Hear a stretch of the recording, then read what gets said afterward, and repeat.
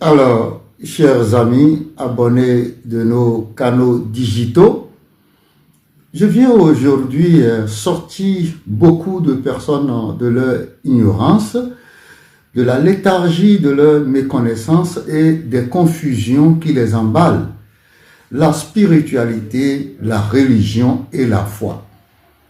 Vous savez, la spiritualité a besoin de foi, un peu comme la religion aussi a besoin de foi.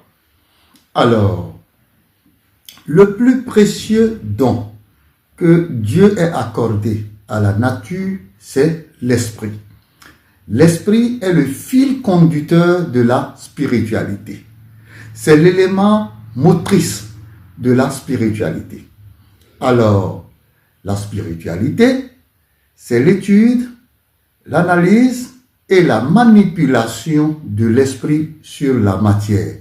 C'est pour cela que la maîtrise de l'esprit est cruciale pour des objectifs spirituels et matériels.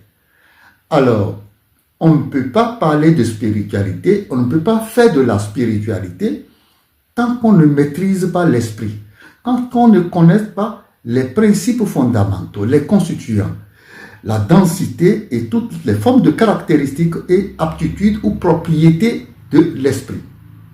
L'esprit n'est pas un simple concept abstrait, mais c'est une énergie vivante qui s'exprime à travers notre corps. Alors, il s'exprime non seulement à travers notre corps, mais structure nos actes quotidiens. Alors, comprenez que la spiritualité est différente de la religion, mais ils ont un point en commun. La religion n'est rien d'autre que l'idéologie ou la politique de la spiritualité pour soumettre les masses, pour contrôler les masses. Alors, on peut être spiritualiste spontanément parce qu'on a un don. Et comme on peut aussi être un spiritualiste parce qu'on a été accompagné, formé par un maître spirituel. Alors, devenir un spiritualiste ou carrément comprendre les phénomènes spirituels, parce que ce sont les phénomènes spirituels qui ont débouché sur les formes d'exotérisme qu'on peut appliquer pour soit soigner des maladies cliniques et sanitaires, comme des maladies sociaux. Alors, pour tous ceux qui sont des amoureux, la spiritualité, la maîtrise de l'esprit est indispensable. C'est pour cela que nous avons fait sortir la sorcellerie, vecteur de la science.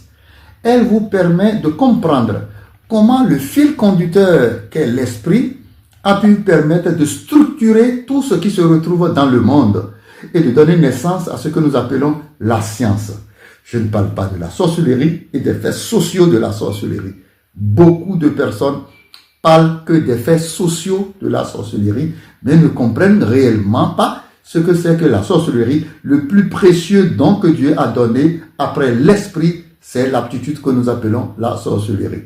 Et je voudrais inviter tous ceux qui sont des spiritualistes, ceux qui veulent avancer, faire une formation en spiritualité, s'outiller en spiritualité, faire extérioriser son don, le génie dormant en vous en spiritualité, alors achetez absolument la sorcellerie, vecteur de la science, c'est indispensable. Elle vous permet de maîtriser l'esprit, de connaître les esprits.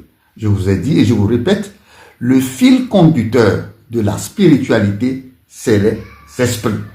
Alors, et la spiritualité n'est rien d'autre que la manipulation de l'esprit sur la matière pour des objectifs spirituels ou matériels.